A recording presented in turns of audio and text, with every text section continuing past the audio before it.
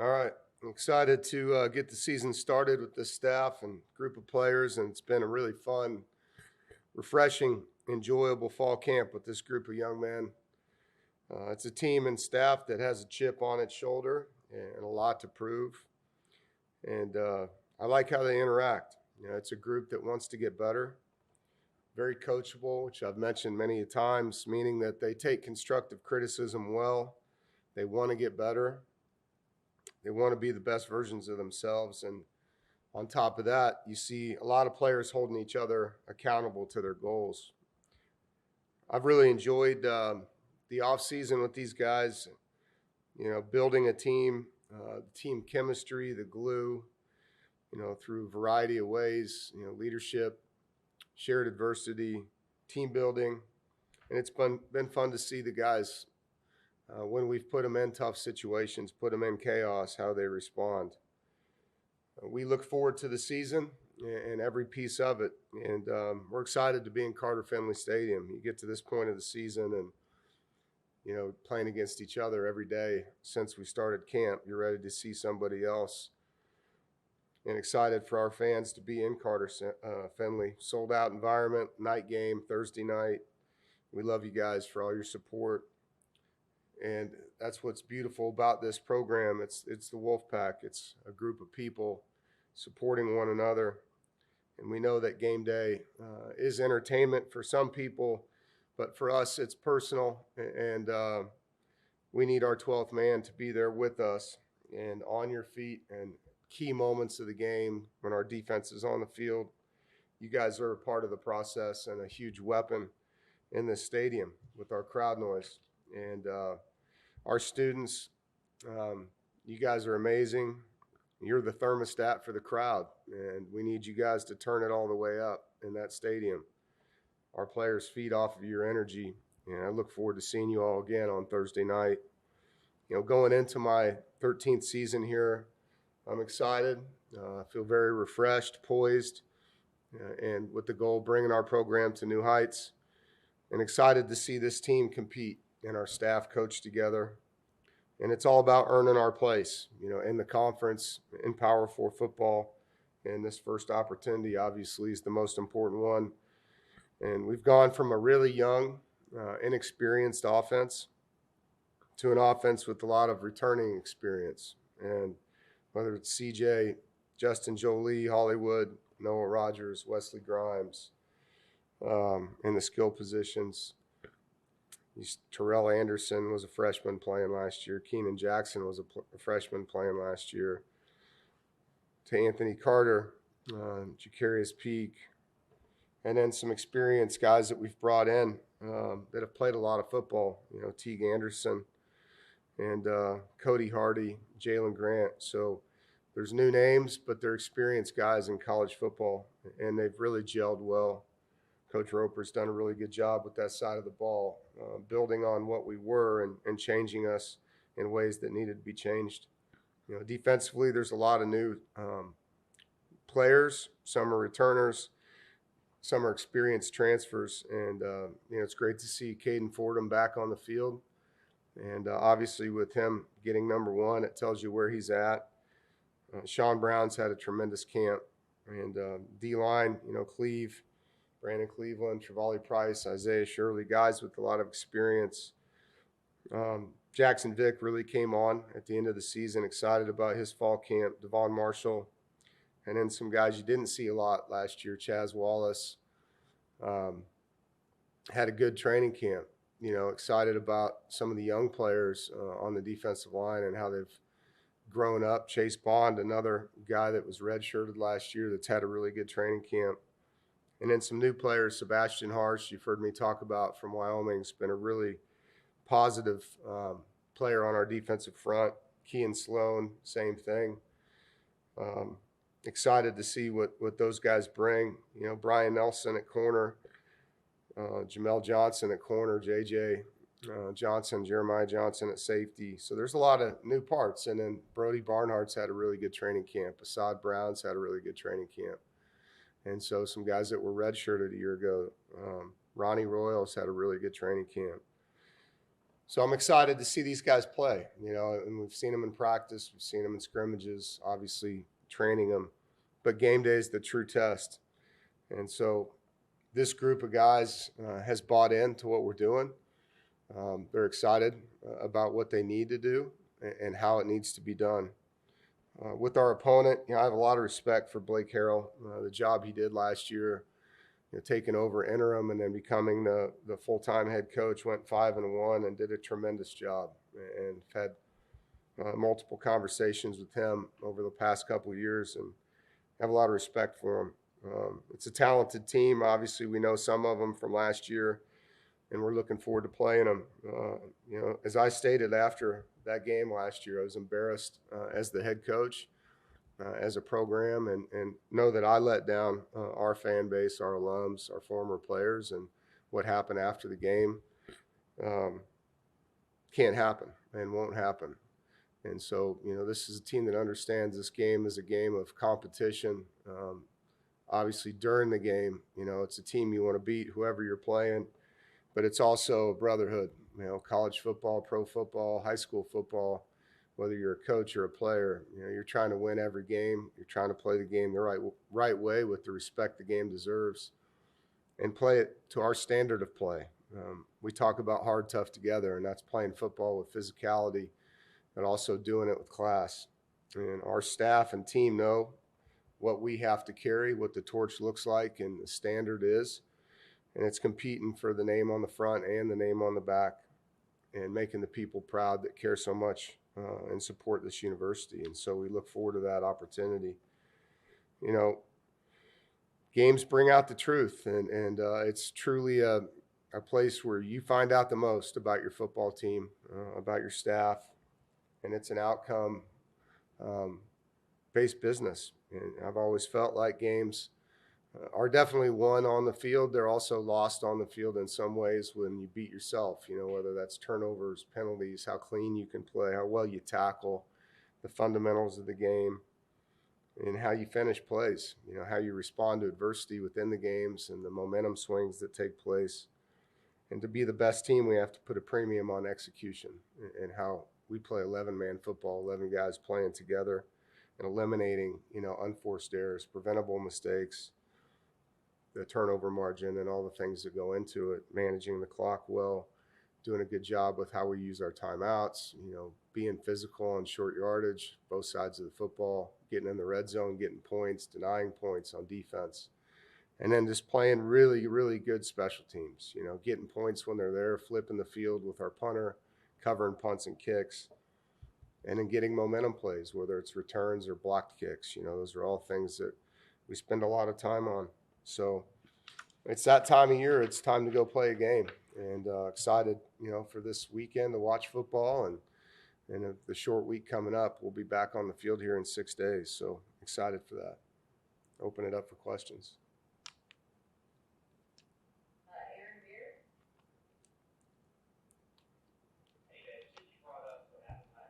Can you turn it up?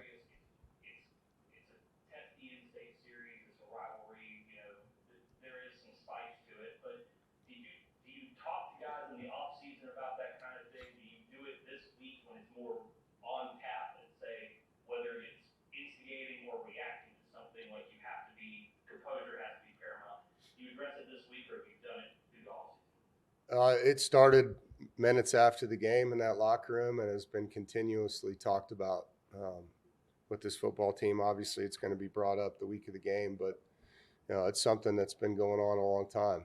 The standards and the culture of this football program on and off the field are to do things a certain way. And how you react versus respond is part of maturity, and two wrongs don't make a right. It doesn't matter what somebody else does. It's how we respond to what happens. And in a game, in life, it's all the same. And so just having the maturity, the leadership, obviously as coaches doing our part to educate. But yeah, it's an ongoing topic that it's not just college football. We met with Troy Vincent from the NFL as an ACC head coaches group, and he talked about the same thing. They were disappointed with how their guys reacted at times in the league last year, and a lot of the things that you saw penalized in the NFL were penalized in college football. And it's about respecting the game. It's a gladiator sport. It's a tough guy sport, no doubt about it. But there's also a way to do it.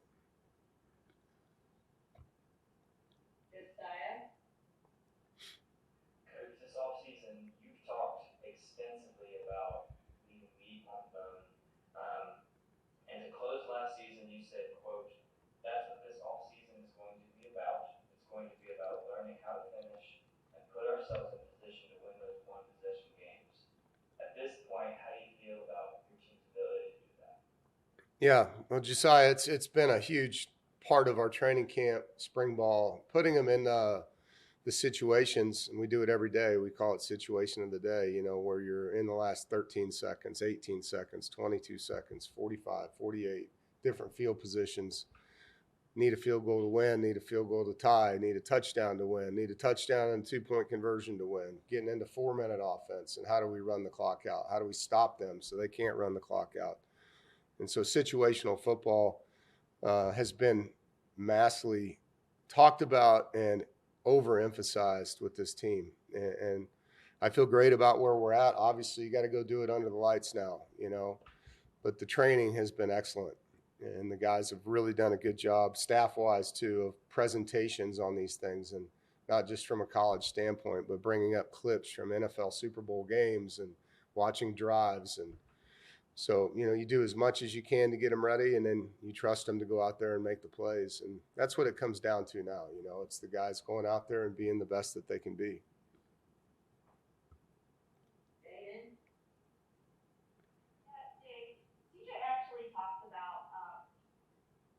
The Wolf game at ECU kickoff, and he was talking about how it was important for the players too. That they proved that they're more than their behavior at the end of that game. What's it like seeing a young player really take a lead on that and encourage his teammates to say, "Hey, we're better than this"? Well, there's a reason he was voted captain as a sophomore, and how he carries himself, what he stands for, what he speaks about, actions and words. CJ's, way more mature than his age. And so I'm proud of him, for standing up and saying what needed to be said as a leader. And the guys follow him. And so it's good to see that. And that's what you need. Great teams have internal leadership in that locker room away from the coaches. And that's something he wasn't prompted to say. It's something that he believes.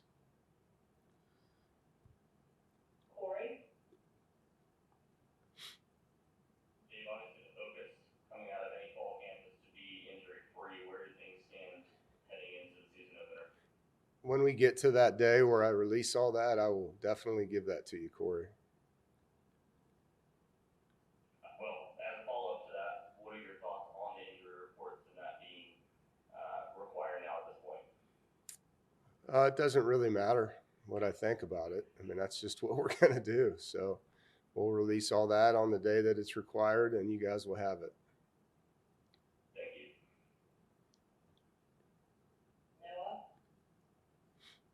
Hey, Coach, this is the third year in a row you open on Thursday. What did you take with the last 2 years, and how not only week one preparation, but how does that impact kind of week two having a longer week? And obviously this year you have another 30 impact really after.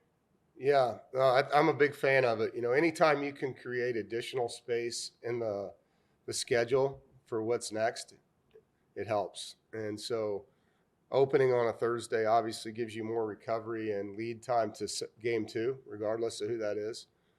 And for the fans, I think, Thursday night, as you guys know, is pretty electric in Carter Finley. So getting that to be a weekday game makes it a night game. And so that helps also for a variety of reasons. But and then it's always a holiday weekend, and I think it helps our fans to be able to have their Labor Day weekend, where they can go do the things they would do, with their families. And so there's a lot that goes into that. But, being selfish as a coach, it's always, for me, I love having, that Friday, Saturday extra, to heal up and get these guys refocused on game two.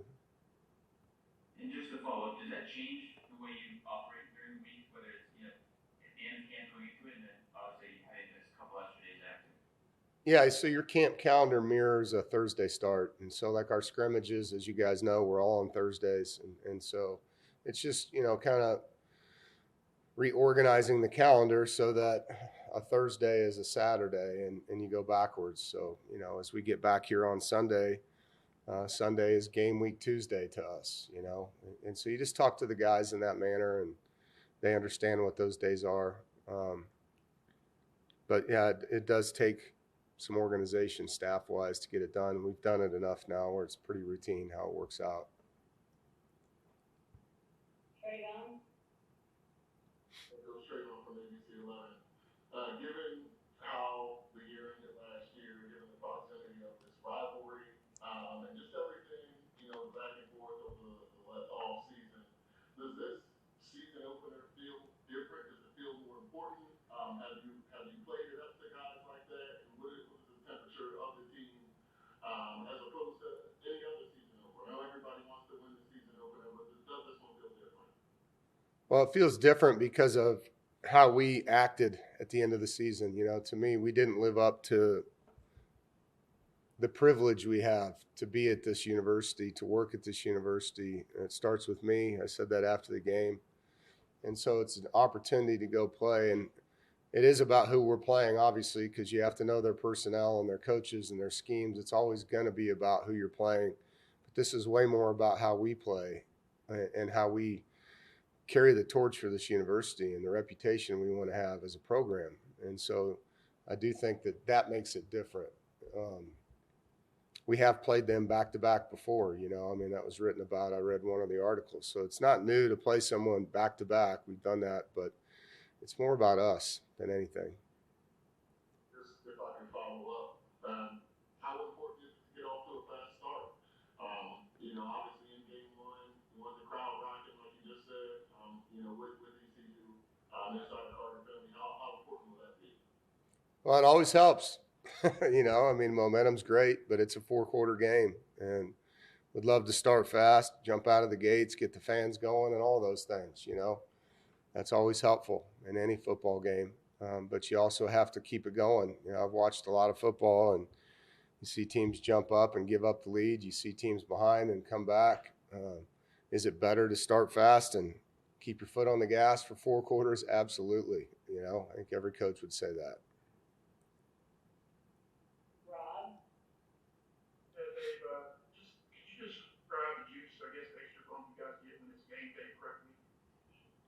Can you say that again, Rob? I'm sorry, could you guys describe just the extra juice, the bump? Because when you're obviously cancel a lot of things when you get the game, you get that extra juice and that bump preparing for another team. Yeah, you can feel it as a staff. You can feel it as a player, your urgency. You understand when you look up at our clock, it tells you how many days till we play. It's 6 days away. And so the guys feel that. You can see their focus. And like I told them, both teams get the same amount of time. It's on us to maximize our preparation and how we practice and our film study, how we, take care of ourselves. So it's ratcheted up without even asking them to do it. You can feel it. Dan? Yeah. Where do you think that this team has grown the most during fall camp?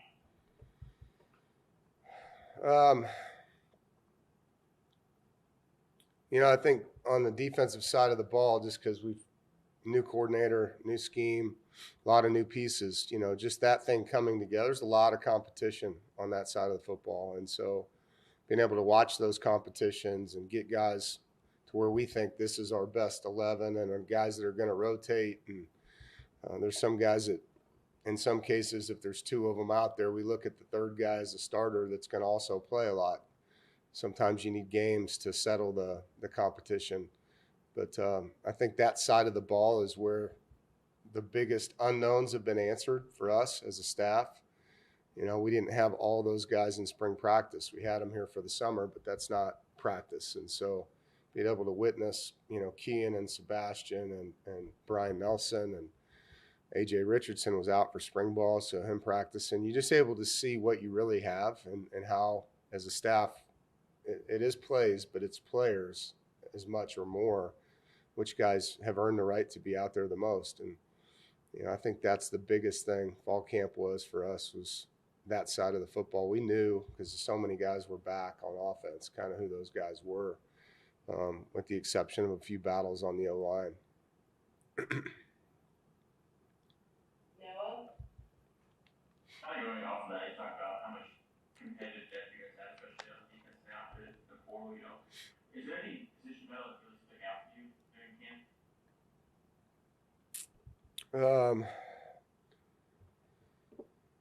I think in the defensive backfield, it's been fun to watch the corners, the nickels. In those two position groups, there's really good competition on a daily basis, and even in the front, you see it, with what's going on there. So on the defensive side of the ball in general, there's a lot of competitive depth, and day in and day out, it's pushed them. It pushes you a lot when you see the guy behind you go in and make plays that you're not making, and now you have to step up your game, and it's just you're getting better through competition, and guys know because the way we rep them in fall camp, 1s, 2s, and 3s, everybody's getting reps. I mean, they're all on film getting better, and so you get to see that, witness that in those position groups where there was the most competition. Just to follow up, you mentioned A.J. Richardson, kind of not able to see him in the spring. What's impressed you the most about him? I know he's a freshman captain, Norfolk State today. Yeah, he's a leader. I mean, he is a true alpha, very fun-spirited kid. He loves everything about being on a team. He's a guy that will say what he needs to say, says it the right way. He has command. He definitely has a presence about him. Physical football player, smart football player, can play multiple positions, tough. And then off the field, just a really nice young man. I mean, gratitude everywhere about everything. It's fun being around AJ. I have a lot of respect for him, and I know his teammates do too. Corey? Yeah, you got a couple new faces on the offensive line. You've had a chance to talk about them a little bit, but what have you seen from that youth and how they progressed as well? Yeah, Teague Anderson was a really good player at his last stop, and we had him all spring. He was consistent, physical, smart, wants to get better, learns from reps, very mature. Jalen Grant played a lot of football at Bowling Green, went to Purdue in his first year there, played a lot of football, and then last year not able to play as much. And so he's hungry, very consistent, has kind of a calming presence as a center, which I love, and getting to see him do that. And he's been a great mentor to Spike. A lot has been said about Spike throughout the offseason, really talented young player that we're excited about, and having a kind of a journeyman that's very smart football player, tough, consistent. It's really great as a freshman when you have that in the room with you, and he's a good mentor to him. But those two guys have added, quality, not just in depth, but leadership in that room. They definitely fit in here. They're guys that fit our culture. They're good teammates, and they've blended in well with Anthony Carter and Peak and Kamen Smith, and then Val, missed a lot of fall camp and has grown up a lot. Anthony Carter did a great job mentoring Val this offseason. Erickson, excited about his growth as well. I got transferred here a year ago, so we've been able to work with him now for over a year. Is there anything else for Coach? Aaron, you want to finish this up? Yeah, Dave, I don't recall if I've heard you talk about this, but the SEC is going to 9 games. This is something that Jim Phillips has talked about and discussed several times with the ACC, whether that is something that you guys want to do in the league. Where do you come down on that, especially when you understand what it's like to build and balance a schedule where, now you're playing Virginia non-conference, you've got Notre Dame. A game like this might be trickier to schedule in the future. Kind of where did you come down on the idea of 9 games that the ACC went to it? Whatever Jim decides, we will support him fully. I understand there's arguments for this on both sides. What makes the ACC different when you sit in that room with those coaches, some of their schools have an automatic crossover with the SEC. And so, you know, if you're at Clemson, you have South Carolina. If you're at Louisville, you have Kentucky. You know, so they have an automatic Power 4 rival that they're playing, which gives them 9 games already. And then if you have Notre Dame on your schedule, there's 10. And then if you had another conference game, there's 11. And so, you know, in their case, there's an argument not to do it. You know, for us, we don't have that SEC automatic game. It makes, for me, 9 games is great. I don't have a problem with it. But I understand the argument of the teams that do have that other game. You know, because you do want to have some freedom to schedule certain games, you know, particularly before a rivalry game or based on how things play out on your schedule. Putting another game in there and trying to keep them in regions where you have recruiting and things like that, you know. But there's a lot of conversation about strength of schedule now as well, right? So, you know, we all saw the new parameters that came out from the college football playoff, and so I can understand why commissioners would look at it as something that needs to be done. But there's 2 sides to the argument. All right, everybody. Thank you. All right. Thank you all.